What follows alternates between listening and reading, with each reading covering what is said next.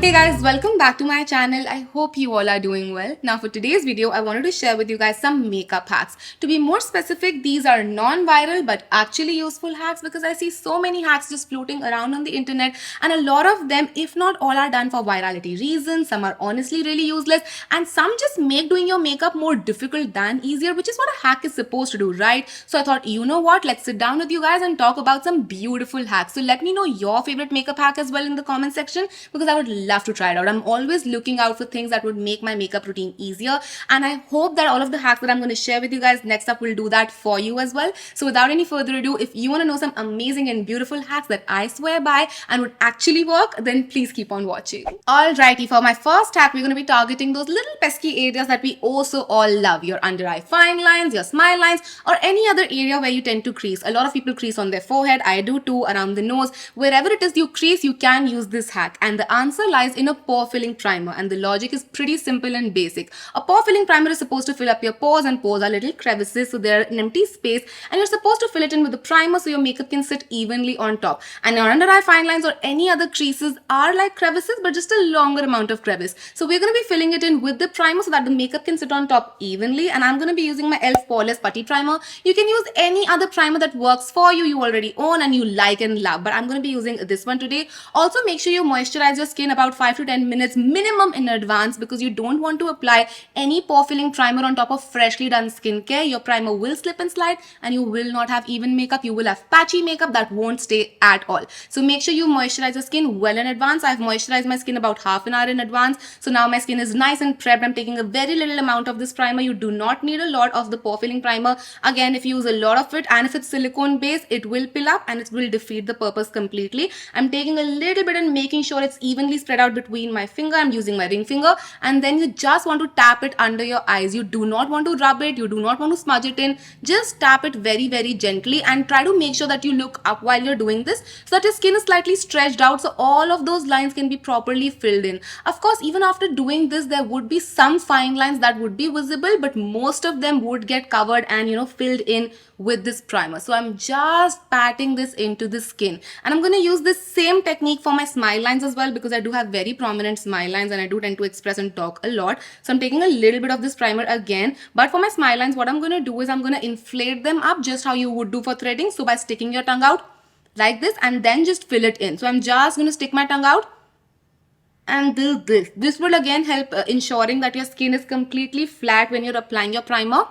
I also like to do this when I'm powdering my face down, again just to lock it in place and make sure that all of the lines and crevices are completely filled in. So I'm just doing this, nothing else. Now this next hack honestly is genius and I've not seen anyone else talk about it, and I randomly thought about it, so I put it to test and it worked. So I was like, I need to share it with you guys. Again, I'm not saying this is completely mine. If someone else has done it, I have not really seen anyone do it and I did think of this myself. But the hack is to do with oxidizing foundations, and I know a lot of people have the hack of using a lighter concealer just to make sure that your foundation which has oxidized can be balanced out, but this hack is not about that. This hack is to stop your foundation from oxidizing. So if you've bought a foundation that oxidizes on you, because sometimes a lighter shade of concealer doesn't help it because your foundation can oxidize to a grayish color, and a lighter shade of concealer would just make things worse. Trust me, it would. Been there, tried that. So if you have a foundation that oxidizes on you and you're stuck with it and you've spent a lot of money on it and you want to make it work, try this hack. This might just work for you because it did work for me and I did try it out a couple of times. So I'm going to be taking a foundation that slightly oxidizes on me. This is the MAC Studio Fix Fluid. I love this foundation,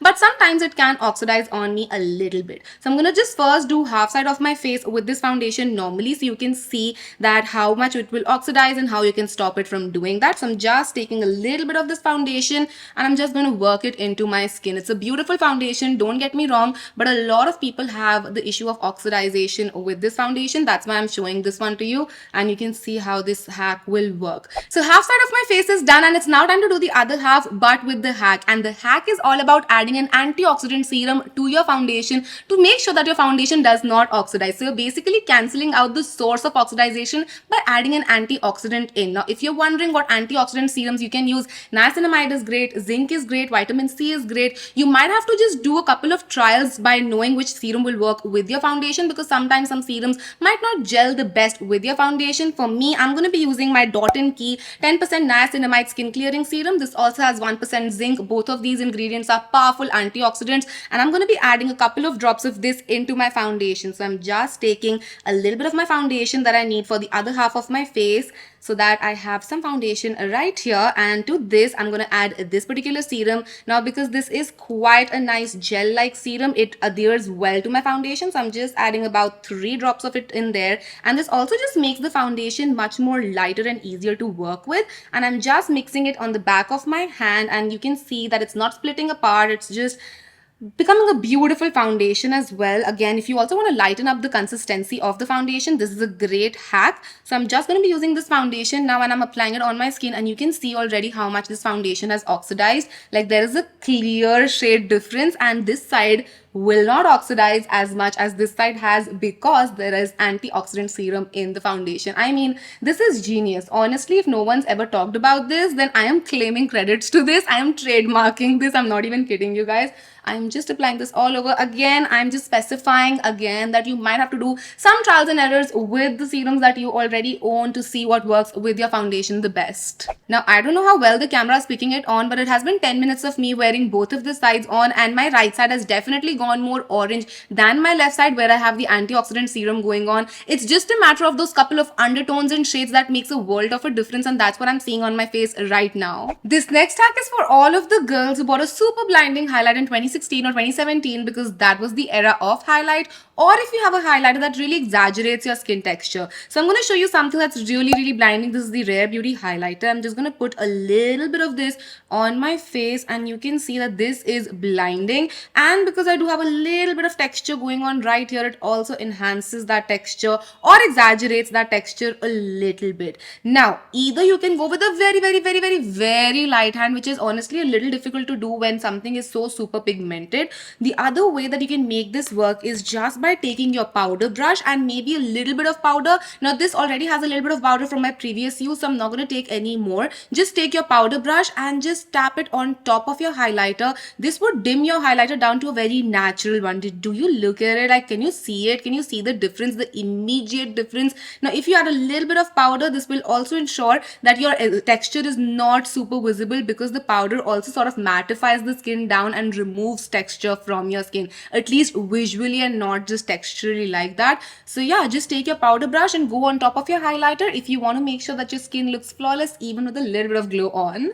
You guys know I'm an out and out lash girly, even if I'm doing natural eye looks like these, and I know there are no rules to makeup as such, but when you're wearing lashes without a liner, they can look slightly disconnected from your eyes, and they can look a little more fake than they are already. So all you need for that is a thin pen liner or any other liquid liner that you prefer. I'm using my Estee Lauder little black liner. This has two sides to it. One is an ultra fine side, while the other is like a flatter end.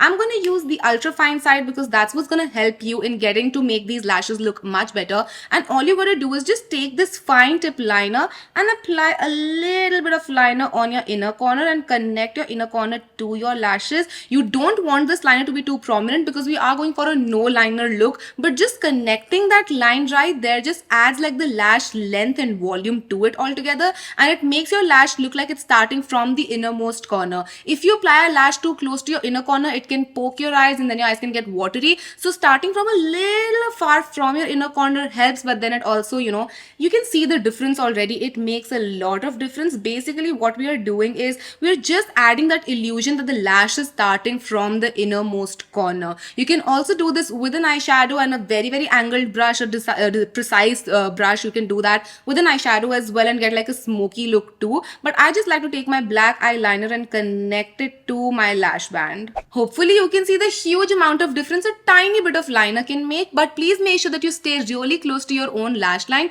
You don't want the liner to look more prominent. We're just trying to make the eyelashes look more cohesive. Are you also secretly obsessed with those clickety glossy lipsticks that add a sheer amount of color on your lips but a beautiful sheen as well, but you don't want to spend because they can get really costly? For example, Tarte, Hourglass, all of these can burn a hole in your pocket, because I'm the same as well. So I have the perfect hack for you, and for this all you need is a semi-liquid lip balm. I have this one by Badescu, but honestly Vaseline would work as well. The tube Vaseline would work as well. It's a beautiful lip balm to have. All you need to do is take a little bit of this lip balm. Now I'm about to run out of mine, so I have to really squeeze and concentrate. Just take a little bit of this and apply it all over your lips, and then it's all about choosing a lipstick for yourself. But it's the way you're gonna apply that lipstick that's gonna make a world of a difference. So I'm just gonna take a My Lips But Better color. You can take a pink, red, whatever it is that your heart desires, and you need a lip brush. Make sure you do it with a lip brush, because this is again going to make sure that you get that sheer color and beautiful glossy effect as well. I'm just going to pick up this lipstick with the help of my lip brush. This is the shade Mysterious Mocha, one of my favorites. This is sadly discontinued, but you can use any lipstick as I said. Now with a very light hand, just feather this color in. You don't want to go in with a heavy hand. With a very light hand, just mix the lip balm and the lipstick on your lips and just constantly feather it out to get that sheer color payoff, but that beautiful sheen that those glossy lipsticks give you. Now once you feathered the color in and you feel your lips aren't as juicy as you would like them to look, you can always go in with a little bit more of your lip balm. Again, I'm just going to squeeze out a little bit. Just take it on your brush and apply it on top of your lipstick. Again, it would just add a beautiful little shine and would make sure your lips are also healthy and hydrated. This last hack is basically a godsend product, because this would help you in rectifying so many of your makeup mistakes easily. I am talking about owning a concealer pencil. Now, not a lot of companies do concealer pencils. I have this one by M.A.C, and this is in my absolute best shade match. This matches my foundation to the T. So you want to go for your skin tone or your foundation shade, depending on how frequently you wear your base makeup and how you like to wear your base makeup as well.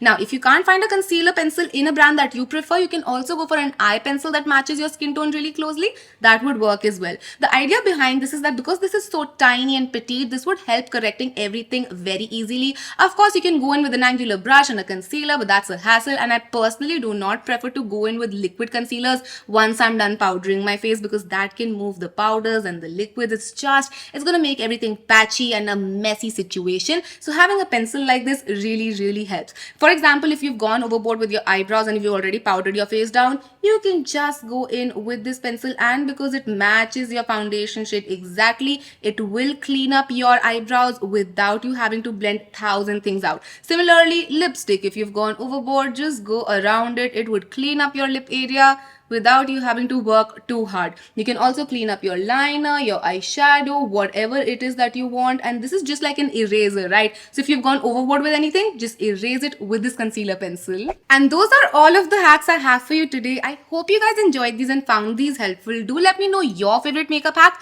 down in the comment section, and I would love to try it out. But I'll see you guys next time. Till then, take care. I love you all so much. Mwah. Bye.